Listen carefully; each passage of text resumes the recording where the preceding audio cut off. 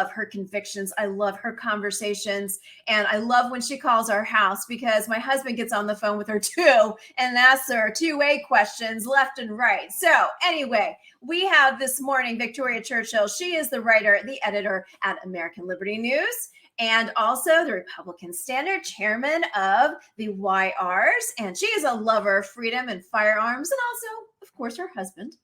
And she has written an article, South Carolina Legislature Advances Pro-Gun and Pro-Life Bills. I wish North Carolina would. Okay, here we go.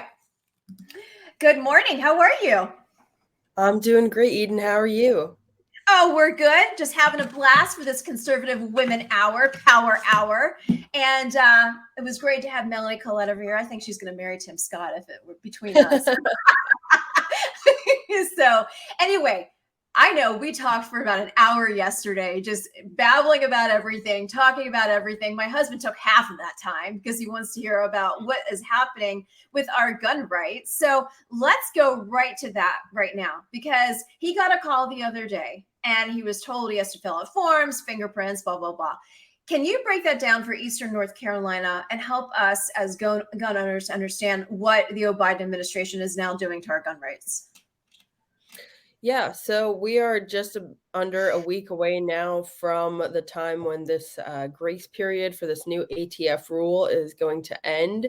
So what originally happened was back in late January, the ATF came out with this rule saying that anybody that has a stabilizing device, also known as a brace, a pistol brace on an SBR short-barreled rifle, anything with a barrel under 16 inches, needs to go and now register that item as a NFA item under the National Firearms Act.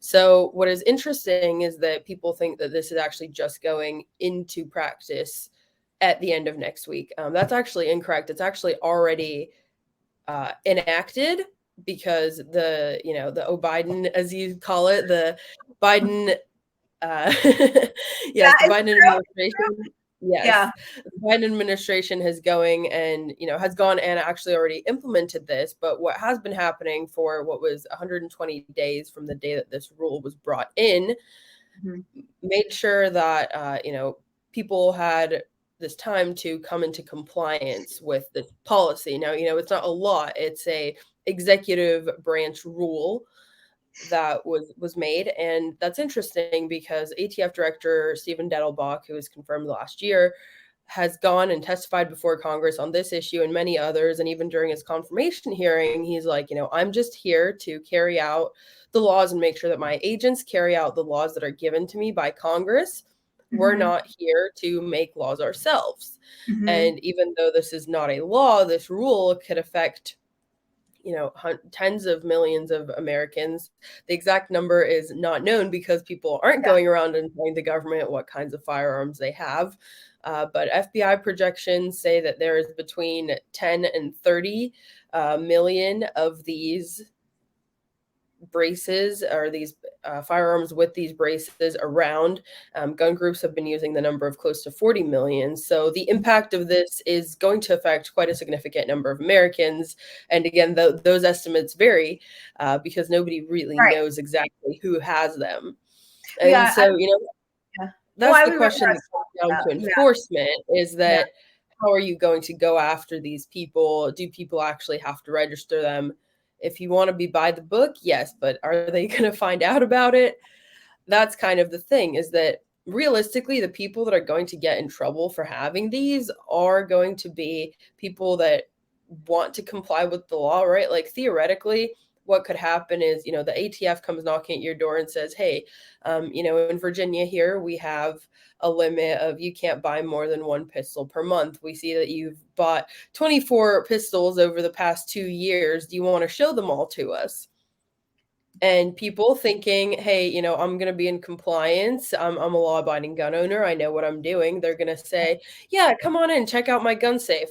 These ATF agents are probably going to show up without a warrant and just basically see who bites. And if they open up that gun safe and you have something in there that would be classed under this as an unregistered NFA item, that's where you could get into trouble. But what it's not going to do, and it's not going to impact criminals, because say you commit an armed robbery with one of these, in court, realistically, what's going to happen is that charge is going to be pled down. Mhm. So you're going to be charged with, armed, grand larceny, robbery, Mhm. and you're going to have done that with one of these weapons. That charge is realistically not going to even go through, and you're still going to have the robbery charge. And Mhm. so criminals are still going to keep having, criminals aren't going to go around and register their guns. We know that this doesn't happen, right? Like a lot of Right. these crimes that are committed with unregistered firearms. Right. So that's one. And again, who's going to get in trouble? It's the common man that is just going to make a simple mistake.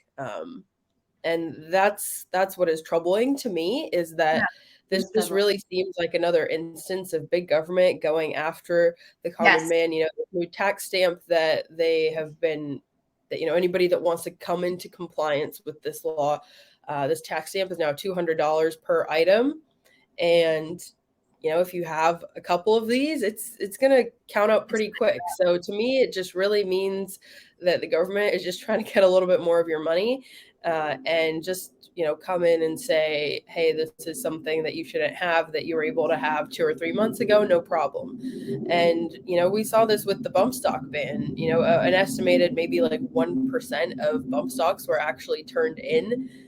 A bunch of them are probably still around. And right. again, people aren't, unless they're stupid, they're not going around and waving them around the Right. internet on TikTok and Right. Instagram and telling people what they Yeah. have, but they're still out there because these estimates do exist. And I think, even though the ranges are large, we can see that these ATF rules are really ineffective.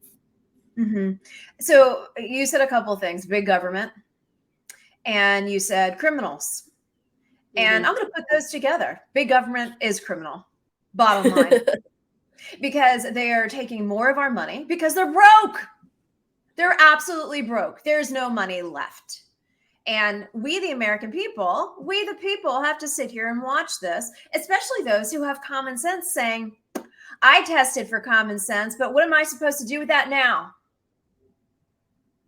So, oh, I could go all day with this. And you and I have wonderful conversations. We go back and forth. For this audience that's tuning in, when she calls me or I call her and it's the right number, that happened yesterday too. We talk for about an hour at a time, and we talk all things politics, and we talk about what's next. So let's talk about what's next. We see great things happening in the great state of South Carolina. You did another article, and I want to talk about that really quickly. You did an article yesterday. South Carolina legislature advances pro-gun and pro-life bills. Talk to me about this amazing southern state taking this active role. What's happening there, and why is it happening there and not happening here in North Carolina, Virginia? Is it the leadership, or is it the old guard? Just talk to me, break it down for me, help me understand that. So, honestly, I think it's a little bit of both. So in Okay. South Carolina, with both the pro-gun, the constitutional carry bill that is currently being advanced through the legislature, as well as the pro-life bill, the 6-week, what would basically be a post 6-week, post heartbeat detection abortion Mhm. ban. The Mhm. governor has come out, Governor McMaster has come out and Yep. said that he supports both of these pieces of legislation. And I think that's key. In North Carolina, we do still have a Democrat governor. We do still have one of my favorites. I know he's not necessarily one of your favorites, but Mark Robinson is running for governor of Let's just say your this: state. he still has to prove himself to me. Okay. I see a man of faith, which is very important, first and foremost. Mhm. I see a man of faith who wants to do great public policy for this state. But I also see a man that I think needs to come down a peg. What I see is someone who is becoming more and more unrelatable to his constituency. That's concerning to me. So he needs to become more relatable to his constituency to get my vote. That's where I'm at on that. And maybe he can prove that to me. I would like to see that. But when I saw him at CPAC, you know me, I'm 5'2". And I was running for state house, and I went over and approached him. It was just like, I don't have time to talk to you, you little Mm. person. Get out of my way. His Secret Service people were just kind of like, what the heck do we do with this little person? She's fluttering around. And they couldn't control me. I like that. But my point saying that is I'm seeing more and more that he's out there, but come on, relate to your constituency. Don't get too far out of the realm. And we need a little bit more dose of humility there. And I think he's becoming too big and too fast, and he's losing what he actually stood for. That's my concern. So, That's very well noted. I do think he has a larger than life personality. Personally, I think that's what attracts him to, or attracts a lot of mhm. people to him. But, Mark Robinson, I think, if he was to prevail in your home state of North Carolina, I think he would be pushing for this policy. Absolutely. I mean, he's come out on, gun rights have been kind of his number one Yeah, catalyst for really his entire pursuit of politics. yeah, But we've also seen the states that have signed constitutional carry into law this year, both mhm. Nebraska and Florida. So these were Yes. number 26 and 27. The governors of both of those states, in one hand, we have DeSantis. He came out before the session even started with this new cadre of legislatures that he's having this year that were elected last year. He came out with House Speaker Paul Renner and he said, hey, we're going to get this done this year. And so I Right. think having the governor's backing in that situation was very crucial. And then in Nebraska, we also have the new governor Yeah. who has now appointed the old governor to the Senate, but the new governor, he ran, he was elected, and this was one of the things that he talked about on the campaign trail. He was supported by the NRA, he was supported by Nebraska gun owners, and he said, hey, if we get in, we're going to get this done. This was something that was introduced in the legislature for at least the 2 or 3 previous sessions, and the legislature wasn't able to get that over the line. The previous governor had indicated that he would support it, but I think kind of having that be a promise that was made to the people on the campaign trail, I think that was something that was able to hold both of those state legislatures accountable. And I think, again, having the backing of the governor in South Carolina is helping propel both the pro-life legislation and the pro-gun legislation forward. Because what Mhm. interestingly happened in South Carolina, as I mentioned in the article, Live Action noted this in their report of the issue, was that Mhm. there was actually previously a heartbeat bill passed in South Carolina and it was struck down by the Supreme Court. Now the makeup of the Supreme Court is different. And so Yes. if that bill was to end up there again under review for the constitutionality of it, they are actually expecting potentially a different result because the makeup of the court has changed. Yes. This was a special session that the governor called back, and he's still pushing these big issues. And the pro-life bill that is headed to his desk, and then the constitutional carry bill. We're just waiting. There's only a couple of days left. I believe the special session runs out at the end of this week, and we're waiting to see what action they take on it, if any. All right, let's talk about the rumbles of Washington, D.C. You live up there, you breathe it, you breathe in the toxic air. So let's talk about our precious nation's capital. How can we save it? But what are the rumblings that you're hearing from the Hill, knowing that they are taking their Memorial Day holiday, leaving the money here in the background? Things are changing. All the years of being up there, it was all this drama. It was all this drama. It was all this drama. What kind of sound bites can we get? How can we get the left and the right to bite at each other? And I'm sitting there thinking, okay, it's all fine and dandy, but until you really start messing with the American people's pockets and what is ahead for them. So, what are your what rumblings do you have from the Hill that you could share with us this morning? Well, in terms of gun rights, the Congress is looking at the Congressional Review Act on this ATF policy. Right. So what the Congressional Review Act is means that Congress can actually go out and, ideally, if both chambers were made up of Republicans that were strong Second Amendment supporters, what could ideally happen is the Congress could send a note to the president, and if the president signed it, this actually could be nullified. Mhm. So House Republicans are looking to pass it, saying that this ATF rulemaking is kind of beyond their purview, and that's falls into borderline legislating, which is what Congress is there to do. Now, in the Senate, it would probably get nowhere, and there's no way Biden would sign it because he tweeted this week that he wants to ban assault weapons. So the most that this Congressional Review Act vote would entail on this ATF ruling is that it would basically just be a slap on the wrist, signifying that, House Republicans stand with gun owners. But Mhm. really, unfortunately, at least in this situation, it wouldn't get beyond that. Mhm. Okay, let's talk And about, I want to talk about fashion real quick yeah, because we only have like 3 okay, minutes left. Fashion. I want to go to fashion. okay, So John Fetterman's outfit at his yes. most recent, press conference.